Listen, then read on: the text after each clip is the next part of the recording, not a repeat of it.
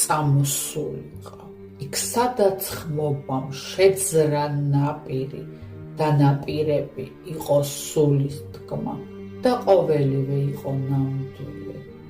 ახლა ისარმა შეხსნა გული კარს და ყველაფრისთვის მე ვარ დასჯილი. გამოდ მივდები ვიდრე წასვლისას და მიტოვებებს ვიდრე დაითვლი გეტყვი. წყლული ხარ, შეუხორცი და შეუმშრალები მასზე მარილი.